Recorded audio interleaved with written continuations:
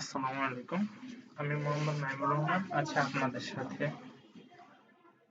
আমি আপনাদের সাথে যে বিষয়টি শেয়ার করব সেটি হচ্ছে মাইক্রোসফট ওয়ার্ড যখন এরকম ব্ল্যাক হয়ে যায়, তো এটাকে আমরা কিভাবে আবার হোয়াইট করে নিব, বা এটা অনেকের কাছে প্রবলেম মনে হয়। তো আমরা কিভাবে এই প্রবলেমটি ফিক্স করব, আমি আজকে আপনাদেরকে সেটাই দেখাবো। তো আমরা normally Microsoft Word white colour use করে থাকি। তো যেখানে ব্যাকগ্রাউন্ডও হোয়াইট থাকে, আর হচ্ছে যে এখানে টাইপ করে এখানে সাদা টাইপ হচ্ছে, কিন্তু এখানে এই টাইপটা মূলত ব্ল্যাক হয়ে থাকে। তো দেখা যায় যে অনেক সময় আমাদের মনের অজান্তেই বা হচ্ছে যে অন্য কেউ যখন ইউজ করে তখন হচ্ছে যে যার যার সুবিধা মতো হয়তো দেখা যায় যে এটা ব্ল্যাক করে রেখেছে। তো আবার আমাদের কাছে এটা প্রবলেমও মনে হতে পারে।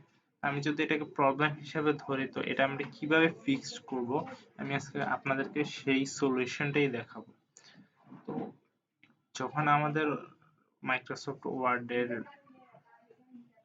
থিমটা ব্ল্যাক হয়ে যায় বা দেখা যায় অনেক সময় গ্রে কালার হয়ে যায়, তো আমরা এটা খুব সহজেই সলভ করে ফেলতে পারি এই প্রবলেমটা।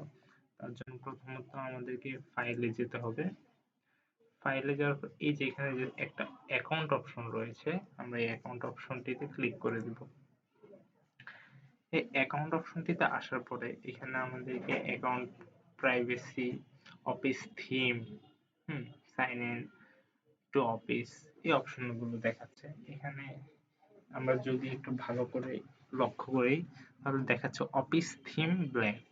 হ্যাঁ, অফিস থিমটি আমাদের ব্ল্যাক করা রয়েছে, যার কারণে আমাদের সবকিছুই এখানে ব্ল্যাক হয়ে আছে। আমরা যদি এখানে জাস্ট ক্লিক করি, এই তীর চিহ্নটিতে যদি ক্লিক করি, এখানে আমরা অনেকগুলো অপশনস পেয়ে যাব। Colourful, dark grey, black, white, use system settings. আমাদেরটি অলরেডি ব্ল্যাকে কনভার্ট হয়ে আছে। আমরা যদি এটাকে হোয়াইটে করে দেই তাহলে দেখা যাবে যে নর্মাল আমরা সব সময় মাইক্রোসফট ওয়ার্ডটা ওপেন করলে যেমনটা দেখতে পাই, এমনটাই আমরা এখন এখানে দেখতে পাচ্ছি। তো জাস্ট এখন আমি যদি এই যে ব্ল্যাঙ্ক ডকুমেন্টসে চলে যাই, এখন যদি আমি টাইপ করি, দেখা যাচ্ছে যে আমার হোয়াইটের উপর ব্ল্যাক টেক্সট হচ্ছে, কিন্তু আগে যেটা ছিল সেটা হচ্ছে ব্ল্যাকের উপর হোয়াইট টেক্সট হচ্ছিল।